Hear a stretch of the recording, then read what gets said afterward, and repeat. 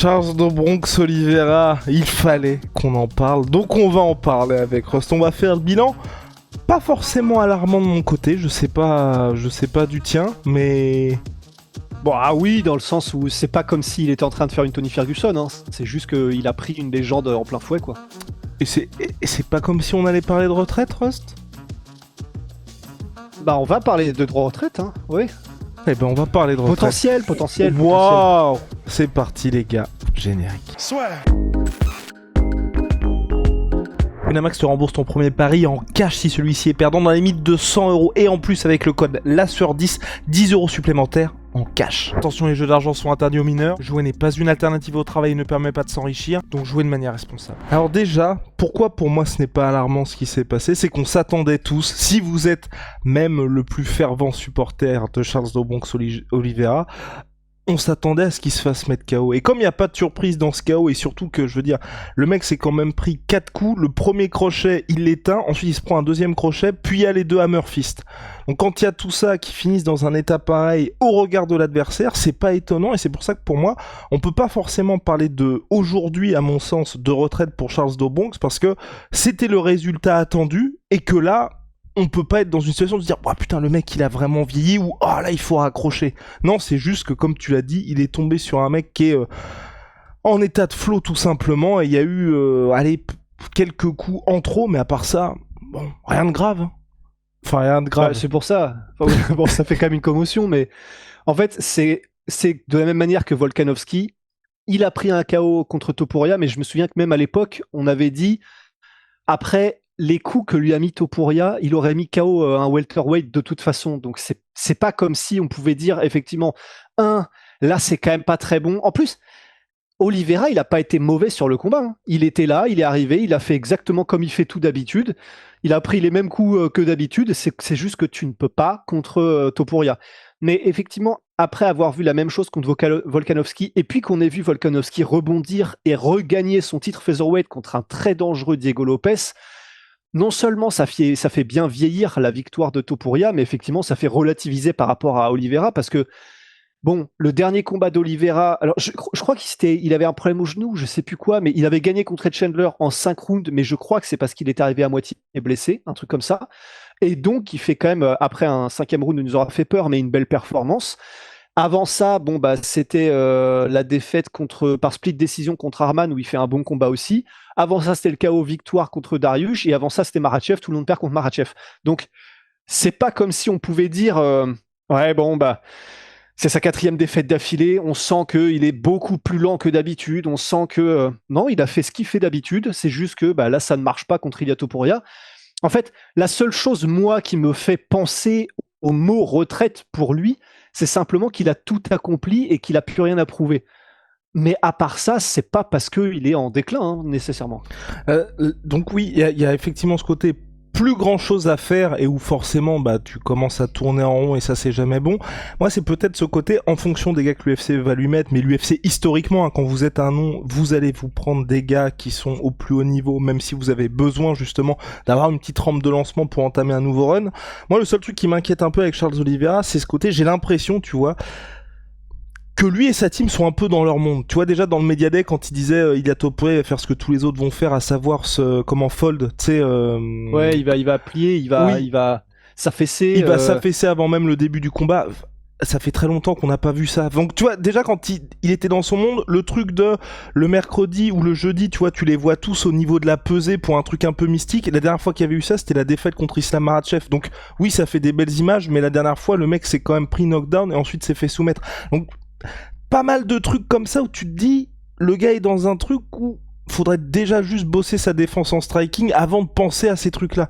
Et c'est là où moi ça me fait un peu flipper, c'est qu'il soit dans un espèce d'état où lui soit plus préoccupé par ça que les erreurs qui lui ont coûté cette victoire-là contre Ilia Topuria, qui lui ont coûté tous ces knockdowns qu'il a eu lors de ses gros comebacks, mais quand même des knockdowns où tu prends quand même des gros dégâts, alors que c'est vrai que s'il avait peut-être une autre approche, on sait pas un peu comment placer le curseur et ce que ça donnerait, mais où je me dis, s'il changeait un petit peu de style, on pourrait peut-être se dire, putain, là il y a des motifs d'espoir pour Charles Oliveira pour la suite. Et moi c'est plus ça qui me fait peur pour lui, c'est qu'il s'enferme dans le style d'Obronx, ce qui lui a permis certes de gagner, mais à chaque fois dans des guerres qui sont certes spectaculaires, mais pas souhaitables pour un combattant sur le long terme, alors que à bientôt 36 piges, il y aurait peut-être, à mon sens, autre chose à faire.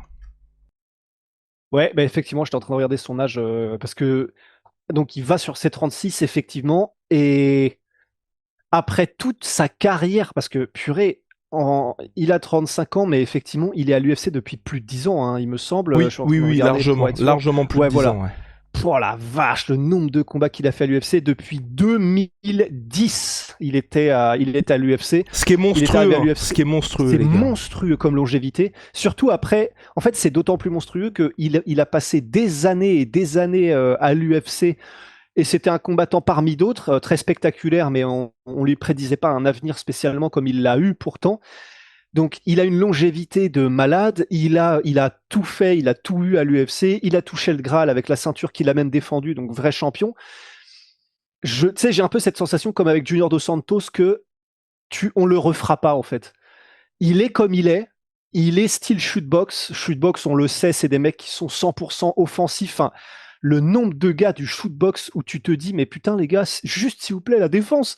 Mais en fait, non, c'est des gars comme, bah là, je pense à Thomas Almeida, hein, je pense à Shogun Rua à l'époque. Alors, Anderson Silva, c'est un peu différent. Lui, il avait quand même une défense en striking, mais c'était presque quasiment exclusivement basé que sur les réflexes. Enfin, j'ai vraiment cette impression que il faut juste qu'on en profite parce qu'il ne changera pas. Ça fait des années, des décennies qu'il est comme ça. Parce que le fait qu'il ait eu cette espèce de résurgence ces dernières années, c'est peut-être qu'il a eu quelque chose, un déclic dans sa vie. Il y en a qui disent que c'est la naissance de ses enfants. C'est peut-être ça, c'est peut-être aussi tout simplement la montée en lightweight, parce qu'il me semble que c'est à partir du moment où il est monté en lightweight qu'il a quand même eu beaucoup plus de succès. Donc, je sais pas même si on peut dire que c'est un changement de style qui a fait sa réussite. Il y a sûrement quelque chose, ça peut pas être uniquement lié à un changement de catégorie, même si ça peut jouer beaucoup. Enfin, on se souvient de... Alors là, le nombre d'exemples, il y a que ça, et je pense à Whittaker là tout de suite. Je suis en train de revoir à quel moment est-ce qu'il a changé de catégorie. Catchweight, tac, tac, tac. Poum poum, retourne to lightweight, Phil Brooks en avril 2017. Ouais, tu vois, il y a même moyen que ce soit surtout le changement de catégorie qui lui ait bénéficié, puisque il est monté en 2017 en lightweight. Il a fait un combat, première victoire contre Will Brooks, le mec du Bellator. Ensuite, il a eu une défaite par TKO contre Paul Felder, mais c'était pareil en décembre 2017. Pour moi, il y a un peu ce côté inertie. Il affrontait peut-être un mec qui était trop bien classé alors qu'il venait juste d'arriver dans la catégorie. Parce que par contre, après cette défaite contre Paul Felder, c'est là où il commence son run légendaire de 1, 2, 3, 4, 5, 6, 7, 8, 9, 10, 11 victoires d'affilée et où il a fait tous ces combats pour lesquels il est devenu un archi favori idolâtré, non pas idolâtré, mais adulé en tout cas des fans. Donc c'est pour ça, en fait, c'est toutes ces choses-là qui me font dire on le changera pas puisque de toute façon il est le même depuis le début. Donc faut juste que voilà, on a profité de son règne, de son run. Peut-être qu'on profitera de quelques combats encore de légende, comme là il y a un Dustin Poirier et Max Holloway, mais pour moi voilà, c'est plus que quelques combats et puis on arrête quoi. Bah, et puis surtout que il a déjà affronté les mecs qui peuvent le mettre KO et qui peuvent lui mettre des knockdowns de l'espace en les personnes de Dustin Poirier, Justin Gaethje et donc là il y a Topuria. Donc on ne les reverra plus. Au moins on peut cocher ça et c'est pour ça que moi il y a pas trop d'inquiétude pour la suite parce que bah tu parlais du combat Max Holloway Dustin Poirier. Si Max Holloway s'impose, Max Holloway Charles Oliveira, je ne suis pas contre, tu vois, dans cette catégorie. Et quand tu regardes les autres mecs potentiels, il y a un moment ça discutait d'une potentielle revanche contre Arman Tsarukyan. Il y a on sait pas ce qui va se passer, mais là visiblement, donc c'est Dricus du Plessis qui a fait fuiter le Paddy Pimblett contre Justin Gaethje. Même un Paddy Pimblett Charles Oliveira, ça peut être intéressant. Et tous les mecs qui sont classés aujourd'hui, il n'y a pas de machine à KO. Donc en soi, en vrai, ça fait des combats compétitifs et surtout face à la plupart de ces gars-là, je sais pas vous, mais moi je lui donne une chance et même au-delà de donner une chance, j'ai tendance à même le mettre favori Charles Oliveira. Ah bah complètement. En fait, de toute façon, tu l'as dit, à partir du moment où il n'y a pas un mec qui peut sécher sur un coup, il a beaucoup plus ses chances, Charles Oliveira, parce que avec la pression qu'il met et avec son style, Bah ouais, ça. En plus, ça ferait des combats. Alors là, il est trop loin, évidemment, mais parce qu'on est français et chauvin. On pense à Benoît Saint-Denis pour un combat, voilà, où ce serait un combat, ce serait la guerre totale et le chaos. Mais il est encore beaucoup trop loin, Benoît, bien sûr. C'est simplement les styles contre styles. Mais effectivement, sinon là, ouais, je pense à Gamrot, je pense à Dariush. Il a les mains lourdes hein, quand même, mais pourquoi pas Bah, il l'a déjà Moïcano. affronté. Il l'a déjà affronté. Oui, cela dit, bah, et puis Salman gagné en plus. Mais voilà, c'est plus, à part peut-être Fiziev, et encore, c'est. Ouais, si, il met quand même des gros KO Fiziev, mais c'est pas la même puissance. Sur un coup, j'ai la sensation que les gars que t'as cités. Donc effectivement, maintenant, paradoxalement, bah, il aurait plus de chances de pouvoir faire des derniers combats qui seraient des guerres. Donc ce serait pas très bon pour lui, pour son cerveau, d'autant plus qu'il vieillit. Mais par contre, si c'est ce que lui veut pour les fans, il peut avoir une fin de carrière, ouais, ou des combats inoubliables et qui feront encore plus l'aimer les fans, même si on aurait peur pour sa santé, quoi. Il y a certains, Russ, qui parlent, pour clore le sujet Charles Oliveira, d'une montée potentielle chez les welterweight. Ouf. C'est criminel, ces gens doivent aller en prison. Oui, la Kalash est criminelle. Bah, d'autant plus que, en fait, au-delà du physique, parce que oui, c'est un gros lightweight, hein, mais tu vois, enfin, de la même manière que Kevin Lee était un gros lightweight, mais un petit welterweight, il se place aussi dans cette catégorie-là. Rafael dos Anjos, pareil. Donc ce serait pas un gros welterweight. En plus de ça, non seulement ça frappe dur les welterweight, mais avec beaucoup de lutteurs. Quoique ça a tendance à changer. C'est plus la catégorie welterweight d'il y a quelques années.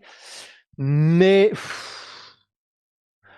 il y a quand même des gros clients. J'aurais un peu peur parce que même son jeu au sol, tu vois, même si c'est pas des gros lutteurs, c'est des mecs qui seront tellement physiquement durs que ils pourront peut-être le stopper. Enfin, je sais pas. Buckley Oliveira, j'aurais peur, tu vois. Ouais, bah ouais, grave. Surtout pour un Buckley qui est entre middleweight et welterweight. Ouais, la puissance de frappe d'un Buckley, ok, il met des KO. C'est pas des KO à la Ngannou ou à la Topuria, mais il met des KO quand même, Buckley. Est-ce qu'on a envie de voir ça contre Oliveira? Non. Et voilà les gars, on a fait le tour sur Charles the Bronx. Oui. Comme d'hab. Et en ce moment, surtout quand il fait très chaud comme ça se passe chez Wicked One. Regardez. Bah, j'ai un flot de zinzin Rust aussi. On est au max code Lasfer, moins 20% sur tout Wicked One. Et puis NutriPure, c'est made in France. Hydratez-vous. On ne le dira jamais assez, surtout en ces périodes-là. Vous avez le collagène, les électrolytes et j'en passe. Code Lasfer, vous avez moins 10%, sur tout NutriPure. Et puis petit sujet subsidiaire, Russ, quand même, je voulais t'en parler, ça m'a fait plaisir. Ilia Topuria numéro 1 au pound for pound. Ouais, j'ai pas été regarder si ça avait fait débat ou pas, mais moi ça me va. Ah mais moi aussi ça me va. Moi ça me va, et surtout que pour moi, en gros, c'est très justifié parce que pound for pound, c'est le classement où vous vous affranchissez finalement des catégories de poids. Bah, le gars est champion dans 2 catégories, donc tu peux cocher ça. Et je pense qu'Islam Makhachev, s'il s'impose contre Jack Della Maddalena, il reprendra la place de numéro 1. Voilà. Ouais, absolument. Le seul truc où à un moment donné, je me suis dit, est-ce qu'il n'y a pas un peu de politique là-dessous, mais après, est-ce que c'est moi qui suis complotiste? C'est, tu sais, je sais pas si tu as vu le fait qu'il était à un truc comme 45 jours de battre le record all-time de celui qui a été numéro 1 au classement pound for pound le plus longtemps d'affilée. Et Islam Makhachev? Ouais. Ah et ouais, en gros, il était à 45 jours de battre John Jones pour le plus long règne d'affilée au pound for pound. Et donc, bah, il ne l'aura plus jamais. Parce qu'en gros, dans ce classement, tu avais donc le premier, c'était John Jones qui était resté je sais pas combien de jours. Et après, tu avais John Jones qui apparaissait plusieurs fois au classement. Donc en fait, c'est pas les règnes cumulés, c'est vraiment la fois où tu l'as été pendant le plus longtemps. Et donc, ça s'est arrêté à 1 mois et demi il aurait pu battre John Jones. Et là où je me suis dit, est-ce que l'UFC quand même n'a pas aussi fait ça pour que ça reste un Américain qui reste qui ait ce record? Bah je sais pas, parce que justement ça on en avait parlé dans Mandal de ça, et moi j'ai tendance à penser qu'avec ce qui se passe aujourd'hui avec Ilia Topuria, et même un mec comme Islam Makhachev, je pense que l'UFC va peut-être essayer d'effacer lentement mais sûrement les John Jones et les Connor des livres d'histoire un peu. Parce que dans leur politique aujourd'hui de rendre le sport mainstream, un John Jones c'est absolument catastrophique pour eux. Oui. Et d'ailleurs, nous, on s'était interrogé du timing de l'UFC de John Jones à la retraite, puisque c'est tombé pile au moment de l'annonce de son nouveau problème judiciaire. Alors qu'un mec comme Topuria, c'est le rêve absolu pour l'UFC. Je veux dire, le gars, c'est le gendre idéal. Islam Makhachev... En fait, c'est un mélange de Georges Saint-Pierre et de Connor, quoi. Exactement. Et Islam Makhachev dans un style évidemment différent parce que y a pas tout ce côté occidental, mais pareil, le mec n'a aucune casserole, tu vois. Et je pense que pour l'UFC, c'est important d'avoir des gars comme ça qui sont des vrais ambassadeurs du sport aussi, et où tu te dis, bon bah voilà, dans une logique de, il faut qu'on ait de plus en plus de pratiquants, il faut que les mères de famille se disent, on va inscrire nos enfants à MMA, bah quand ta superstar n'a pas de condamnation et de trucs qui forcément, quand t'es une daronne de dire des fuites avec femme enceinte, bon, c'est un peu plus compliqué. Alors que là, vous avez des gars qui en plus touchent différentes populations et présentent extrêmement bien. Donc ça m'étonnerait pas, tu vois, qu'ils commencent à se dire on va pousser un peu vers ça, tu vois. Et même un Georges Saint-Pierre, tu vois, là, quand il y a eu le deal, c'était, enfin, la marque de Drake, bah après c'est une marque canadienne, mais la marque de Drake a fait une collab avec l'UFC qui était un peu inédit. Le mec qu'ils ont choisi, c'était Georges Saint-Pierre, tu vois. Nice. Ah, ça me fait plaisir. Ouais. Ouais. Bah non, c'est sûr, parce que en fait déjà, bah là, on aurait pu, si John Jones et Connor avaient été encore actifs, dire oui, mais on parle de le gendre idéal, tout ce que vous voulez, mais enfin, ce qui vend, c'est le clash. C'est vrai, mais là, ils sont plus actifs. Donc, c'est sûr que là, maintenant, ça n'a plus d'intérêt de eux les mettre en bombe.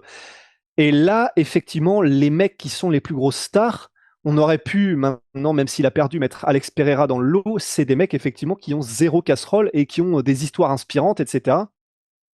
Et c'est vrai.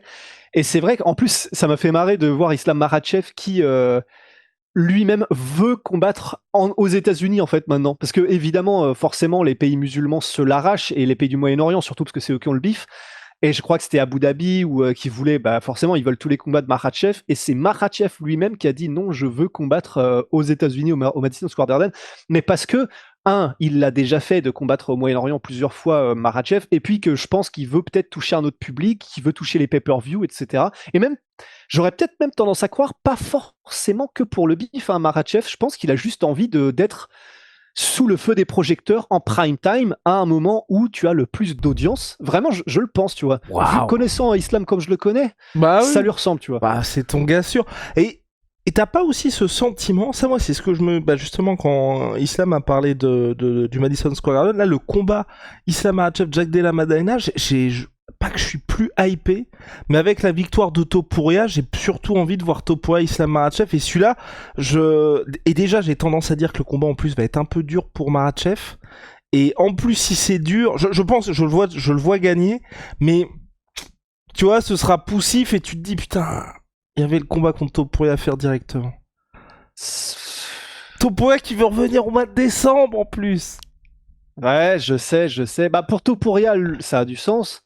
Bah pour Topuria, de toute façon, je pense que ce qui risquerait de se passer, c'est donc que c'est en août, c'est le 16 août. Ouais. Donc ça le fait. Hein. Donc ouais, voilà, ça le ferait. Si effectivement il a donc bien merdé Dricus du Plessis et qu'il a révélé que c'était Paddy contre Geji le 16 août, ce serait parfait niveau timing pour avoir effectivement un deuxième combat de Topuria à la fin de l'année. Et donc, mais bon, bah pour Islam, ce serait, ouais, voilà, il combattrait Jack en octobre et ça ferait potentiellement un combat. Franchement, je sais pas, parce que ça aurait quand même bien le temps de grossir. Et en plus, c'est pas dit. Moi, vous savez à quel point. Oh là là. Oui. Et c'est tellement mon gars, et c'est tellement mon gars sur Jack. Mais j'ai peur que Jack se fasse asthmater en. Ah oui, 3 non, minutes. moi je pense c'est ce qui va se passer. Je pense que Jack va. Enfin, je pense qu'il va perdre, mais que le combat va quand même être très très très dur. Parce qu'il y aura cette différence de poids aussi pour Islam Makhachev où il va se rendre compte, putain, ça c'est les welterweight. Mais je pense que stylistiquement, ça va être un peu. Malheureusement pour Jack, ça va être un peu chaud pour lui. Et en soi, t'as le temps, ce qui permet à Topuria et Paddy Pimblett de s'affronter en décembre. Normalement, Topuria gagne, ça devient encore une plus grosse superstar. Islam Makhachev, il gagne aussi. Et là, en 2026, tu fais le... Bah, vraiment, si les deux gagnent là, il y a moins que ça pète Conor Habib, je pense. Ah ouais, je pense pas quand même. Parce qu'il y aura pas Surtout- l'animosité. Mais ouais, mais là, tu te dis, t'as un combat entre les deux meilleurs au monde. Ouais. Les deux meilleurs au monde, les deux qui auront 2 ceintures. Mec, t'imagines le face-off avec les deux qui ont les ceintures là? Bah du coup ils auront pas le droit parce que. Oh, je pense qu'ils le feront. Je pense qu'ils le. Regarde Topuria, là, il était à la conférence de presse à la fin, il avait ses 2 ceintures. Ouais. Putain. Et ils le feront. Mais le seul truc, c'est dans quelle catégorie tu le fais, par contre. En vrai, vu que ce sera un combat historique, est-ce que Non. ce serait pas le moment de faire en catchweight? Je pense que Dana White, il voudra pas. Il voudra le faire Pour pour la un ceinture. titre. Hein. Il voudra le faire pour un ceinture. Ou alors la fameuse ceinture catchweight. Ouais, voilà. C'est ça, en vrai, allons-y. Hein. Il faudra le faire pour la ceinture, mais là c'est une vraie question qui se pose parce que t'as ce truc aussi de si Islam bat JDM, ça veut dire que c'est un vrai welterweight. Donc déjà que c'était un lightweight imposant, je pense que Islam Makhachev en welterweight, le mec aura des muscles, on ne sait même pas que c'était possible d'en avoir. Et je ne souhaite pas à Topuria d'affronter cet Islam Makhachev là en welterweight. Mais d'un autre côté, un Islam Makhachev qui avait déjà du mal à faire le poids, tu lui dis frérot, après ce que t'as fait là, tu redescends chez les lightweight, à mon sens, tu le condamnes un peu parce que le gars aura un cutting des enfers. Et bah, ce serait aussi dommage, tu vois, je dis n'importe quoi, ça se termine en moins d'une minute parce que tout simplement, sur la première pêche de Topuria, le mec tombe alors que c'est juste parce qu'il était compromis physiquement. Bah, ça nous ferait une. C'est quoi, TJ dit la chaussure ou deux? Exactement, ouais. Ouais, ça, on veut pas de ça, effectivement. Bah ouais. Mais après, il y aurait tellement d'inconnus. Ouais. Parce que moi, tu sais que un truc qui me fait peur aussi, c'est je commence à me dire que Topuria, il était très petit par rapport à Charles Oliveira, mais en fait, je commence à me dire, bien que des mecs comme Dustin Poirier et Max Holloway, quand ils ont su que c'était qu'ils revenaient vraiment en lightweight, même si je sais, il a ensuite recombattu Topuria en feather, mais pour moi, justement, ça, c'était un peu galère. Mais quand ils ont vraiment pris leur gabarit de la caté d'au-dessus, ils étaient solides. Des mecs comme Max Holloway et comme Dustin Poirier. Je ne sais même pas si on aura ça pour Topuria, parce qu'en fait, je suis en train de me demander en tout cas si il ne va pas volontairement rester très léger, même pour un lightweight, tellement il a l'air d'avoir une phobie des weight cuts maintenant en fait. Et ça me ferait peur. Ouais, bah ouais, mais après si le mec est à l'aise, de toute façon, on aura aussi des éléments de réponse contre Paddy Pimblett parce que je pense qu'il y aura un petit peu de phase de préhension entre les deux, tu vois. Et s'il y a cette fameuse phase de préhension, parce que je vois mal Pimblett se faire éteindre au bout de 15 secondes, et que Topuria se relève, ce que je pense aussi, on se dira putain, là ça fait quand même coup sur coup qu'il affronte des gars qui vont le chercher là-dedans. Coup sur coup, les mecs, il arrive à s'en sortir, ensuite il les éteint. En vrai, t'enlèves un peu ce point d'interrogation de c'est chaud pour lui. Hein. C'est sûr. Donc, on a eu des Frankie Edgar de ce monde qui cutaient pas de poids, qui sont devenus champions lightweight. Pourtant, à une époque où c'était voilà, hein, c'était quand même c'était stylé de le faire. Bah, puis c'était plus facile de le cutting à cette époque-là parce que non, qu'est-ce que je raconte n'importe quoi. Enfin, t'avais plus de. Alors, la récupération T'avais les intraveineuses aussi. Il y avait intraveineuse et t'avais peut-être moins de temps de récupération parce que c'était la pesée cérémonielle était la pesée officielle, mais t'avais plus de temps pour cutter. Donc bon. Ouais. Non, mais ça fait beaucoup de questions, effectivement. Mais après, je reste quand même chaud dans le sens où, en vrai, je suis tellement hypé quand même là pour Islam Jack. Là, tu vois, rien que tu m'en parles, j'ai trop envie d'y être. Donc, je suis d'accord qu'en fait, maintenant, comme on vient de voir Topuria, j'ai envie de voir ce combat aussi. Mais. T'as un peu combat au rabais. En fait, c'est. Enfin, pas combat au rabais, mais. On va voir ce qui va se passer évidemment, mais j'ai aucun doute sur le fait qu'Islam gagne le combat. C'est un peu toute proportion gardée, Georges Saint-Pierre contre Bisping, tu vois. Ouais. Où tu te dis que dans cette catégorie welter, quelque part, on devait avoir le title shot de Shavkat. Enfin, tu vois, t'avais des occasions avec des mecs où là, tu te dis Islam il monte contre à l'époque Kamaru Usman, Islam il monte contre Shavkat Rakhmonov. Là, on est vraiment hypé parce que tu te dis, waouh, le mec prend. C'est comme, je veux dire, John Jones quand il monte la première fois contre Gann ou le combat qu'on voulait avoir contre Aspinal. On est hypé parce que tu te dis, putain, là, il prend un vrai risque, il y a moyen qu'il se fasse éteindre. Là, contre Jack, et sans lui manquer de respect, tu vois, et c'est pour. Enfin.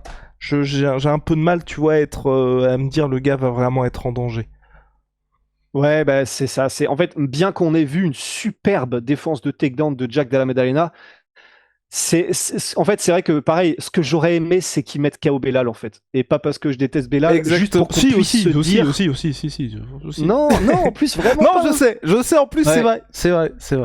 Mais j'aurais aimé juste effectivement pour qu'on ait cette case cochée de et en plus Islam risque le KO, puisque là, c'est pas encore le cas quoi. Exactement, c'est tout comme toi. Si Ilia Topuria s'était imposé contre Charles à la décision unanime, tu vois, on aurait quand même eu ce truc de ah ouais, mais les gars contre Islam, il va se faire rouler dessus parce que toutes les phases au sol, là maintenant, on commence à tous flipper. Bon bref les gars, affaire à suivre en tout cas du côté de l'UFC. Ce que j'espère, c'est qu'effectivement on aura le Geji Paddy Pimblett parce qu'en plus ça nous arrange tous parce grave. que en vrai, si Geji s'impose un title shot, si Geji s'impose un title shot contre Topuria, ça m'embêterait pas non plus. Parce que si tu passes Geji, il pourra recocher une case. Bon, ça veut dire que la défense de lutte et même la lutte au global s'est améliorée. Le mec peut toujours éteindre les gars. Et vraiment, moi, un Geji Topuria, mec. Oh, ce serait incroyable. En vrai. Ce serait un combat qui vieillirait mal, je pense, pour Topuria. Parce qu'en gros, là, on le voit déjà, tu vois, forcément, comme ça devient fanbase contre fanbase. Tous les fans de Islam Makhachev et de Arman Tsarukyan sont en train d'essayer de minimiser là ce qu'est en train de faire Ilia Topuria. Et ça me ferait juste chier pour cette raison, parce que du coup les gens diraient mais les gars, il s'est fait poncer par Khabib, il s'est fait poncer par Islam, il le combat 3 ans après, évidemment, encore heureux que Ilia Topuria batte Justin Gaethje. Et encore, du coup, Topuria a intérêt de le mettre KO, parce que sinon, alors là, s'il le finit la décision, je pense qu'il prendrait toute la fanbase d'Agestanaise sur le dos. C'est le seul truc qui me ferait quand même un peu chier. Mais les enclumes qui vont s'envoyer, mais les enclumes. Moi, c'est vraiment ça, parce que Justin Gaethje, les gars, parce que c'est leg kick plus qu'il va envoyer en anglaise. Et puis bon, on a beau dire, le mec, oui, il a perdu contre Charles Oliveira, il a perdu contre Khabib Nurmagomedov, mais faut l'amener au sol aussi, tu vois. C'est pas comme si c'était si facile que ça. Donc le vainqueur de Paddy contre Gaethje, pour moi, indiscutablement, et Arman Tsarukyan, les gars, voilà, petite boule, et vous le jetez tranquille, on n'en parle plus. Et d'ailleurs, Dana White, ce sera le mot de la fin, désolé de vous tenir autant, oui, j'avais oublié de t'en parler, je m'étais dit, peut-être sujet de podcast, mais ça aurait été... à mon sens, milquer le truc pour... C'est que Dana White a dit qu'il n'a pas fait le poids, Arman Tsarukyan. Il a lâché un peu le morceau, qu'en fait, la blessure au dos, et donc ça explique un peu la gueule qu'avait Dana White quand il a lancé le truc en mode, Arman ne peut pas combattre... Non, il avait pas dit ça, il avait dit d'une manière en mode, c'est quoi, à juger qu'il ne pouvait pas combattre. C'était un truc comme ça. Où en gros, vraiment, on sent que la blessure c'était un peu bullshit, donc visiblement, c'est que le mec n'a pas fait le poids, et ça explique aussi pourquoi il a aussi fait le poids en étant backup, parce qu'avec Rust, on en parlait, souvent les backups, ils manquent cruellement le poids, parce que vous n'avez pas besoin de vous compromettre comme ça quand vous savez que les deux mecs vont tenir leur rang. Il a atteint la marque des 155 livres pour rien, et je pense que c'était en partie dans son deal avec l'UFC de prouve-nous que tu peux être au poids du combat pour le titre et ensuite on te redonnera une chance. D'ailleurs, c'est ce qu'avait dit Dana White, il a fait un pas dans la bonne direction, Arman. Et ce qui est frustrant parce que... C'est chaud, en vrai, de dire ça comme ça. Il l'a fistonné, quoi. Mais après, c'est vrai que, voilà, si effectivement c'est parce qu'il a raté le poids, comme disait Donald Cerrone à l'époque, en fait, t'es littéralement payé pour ne faire que ça. C'est-à-dire que ta seule obligation en tant qu'athlète professionnel combattant en cage, c'est de faire le poids. Tu peux ne même pas t'entraîner pendant ton entraînement, tu te feras éclater, d'accord, mais t'as une seule prérogative, c'est de faire le poids. Et pour un combat pour le titre, le combat le plus important de sa carrière, il ne l'avait pas fait à Arman, il a niqué un événement, et c'est compréhensible que l'UFC ait eu le seum, surtout que Arman n'a visiblement pas assumé en disant qu'il s'était fait mal au dos. Mais c'est ça, 1000 fois. Donc voilà.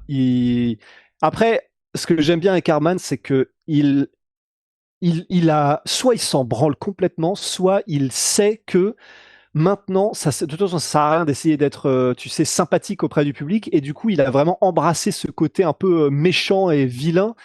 Et maintenant, il s'en fout complètement. Et en fait, je dis maintenant, mais il m'a toujours donné un peu cette sensation à Arman de s'en foutre complètement de ce que le public pense de lui. C'est pour ça qu'il fait des stories où il est en train de bouffer du caviar, mais tu sais... comme nous on bouffe, je sais pas, des tartines de confiture. C'est ça, exactement.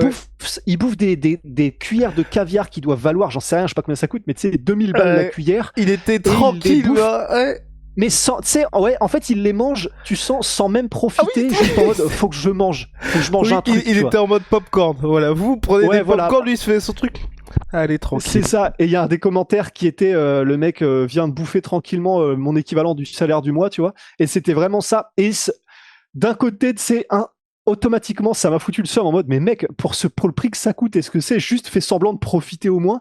Mais après, c'était la première impression. Et après, je me suis dit, bah oui, mais il est fort.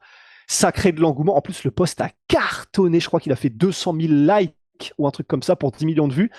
Donc oui, c'est provocateur, mais donc c'est parfait. Donc c'est exactement ce qu'il faut. Et j'ai envie, sans même parler de son niveau technique, j'ai quand même envie de le voir, tu vois, Orman. Oui, bah oui, non, mais puis même juste être actif, tu vois, un mec qui est comme ça dans son prime et jeune, on a envie de le voir, et puis surtout que le gars, on avait déjà dit, il a eu une route à l'UFC particulièrement difficile, premier combat, on le rappelle, contre Islam Makhachev, et puis j'avais bien aimé à Los Angeles, justement, lors de la Fight Week, qui devait être de son combat pour le titre, et c'est vraiment ça, c'est le mec qui était, en fait, vous êtes un peu le Bruce Wayne du MMA, et c'est tellement ça, et c'est tellement ça, et ce que j'aime bien, c'est que maintenant, il assume vraiment ce côté-là de, le gars est blindé, il n'avait absolument pas à se mettre au sport de combat parce que c'est sa famille qui est extrêmement riche et le mec a choisi ça et en plus le gars est ultra fort.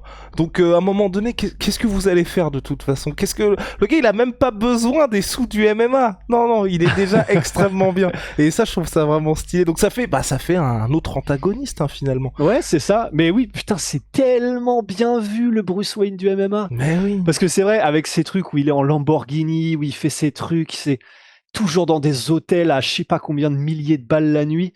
On aime à le détester parce qu'il a la vie qu'on aimerait avoir, tu vois. Donc non, c'est vraiment stylé. C'est vraiment stylé. Et voilà. Et puis les gars, ça se passe aussi chez Holy Moly. Révolution dans les boissons énergisantes, thé glacé, boissons de réhydratation, milkshake, plein de saveurs. Pour votre première commande, si vous n'aviez toujours pas découvert Holy Énergie, eh bien vous avez moins 5 € avec le code LASUEUR 5 et puis pour vous, vos prochaines commandes, code LASUEUR 10, moins 10%. Good boy.